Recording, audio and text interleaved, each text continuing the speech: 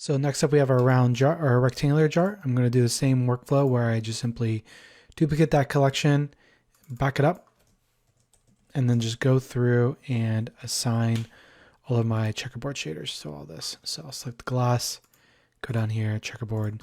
I'm going to be going through these pretty repetitive processes pretty quickly, and then I'll have all of these more detailed screenshots in the screenshots. So from here, I'll just work on the glass alone. I'll go over to my UV editing. I'll go ahead and see what I'm looking at with everything. And then from here, I'll just make sure I do, we have one seam that's going to be in the back or on the bottom. So I'll just select all the way around the edge there and then just simply UV mark seam. And then we'll need one more seam going down in the back and the side. So I'll choose one of them that's coming along the back. So I'll choose that one right there and then simply UV mark seam. And then I'll do select everything and then UV unwrap. And then this is what we're going to get. And then at this point, this could be fine for what we're doing because we're only going to be using very simple tileable type grunge maps for this. But if we did want to clean this up, since this is a little bit hard surface, we can do that pretty easily. So I'm just going to make sure I'm using angle based for this one. And what I need to do here is I need to make sure I turn off the sync selection for these couple techniques. So I'm going to select A for everything. And then the reason why I'm doing that is because I'm going to turn that off. And then now what I can do is I can actually manipulate this and this independently. If we have sync selection on, it's a little bit harder to do that because now we're selecting, this point and this point are the same. So I'm going to turn that off and just make sure I select everything.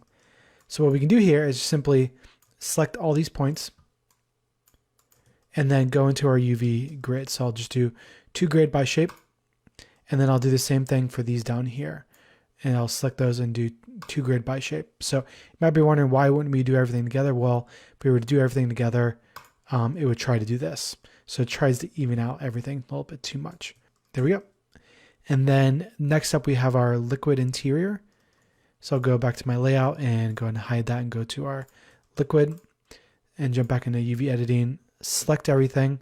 And then from here, we could go through and cut seams and everything like that. But since it's just a cube, we can just use our cube projection tool. So these 3 tools right here, cube, cylindrical, sphere, these are for very, very basic shapes that we can kind of do this more automatic. So I don't really use these much because I don't end up with anything that's like a perfect cube very often. So, but in this specific case, if we just simply do cube projection and then come over here, select everything by hitting A and then do UV pack islands. So an island is going to be each individual shape that's not connected. So that's an island. This is an island. And it's just going to make sure that those are packed and not overlapping each other. That's looking pretty good.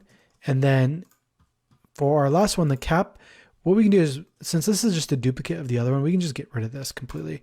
And I'm just going to take it from our round jar. So I'll go in here and Shift D that and go ahead and drag and drop into our rectangular jar. And from here, I'm going to just simply set my origin. So origin to geometry, and then just simply scale up. Again, I'm moving here pretty quick just because a lot of this stuff is repetitive. So be sure when you're trying to follow along that you're utilizing the screenshots and not just trying to follow along with the video because we're moving a little bit too fast for that right now. Great, so that's looking good for the rectangular jar.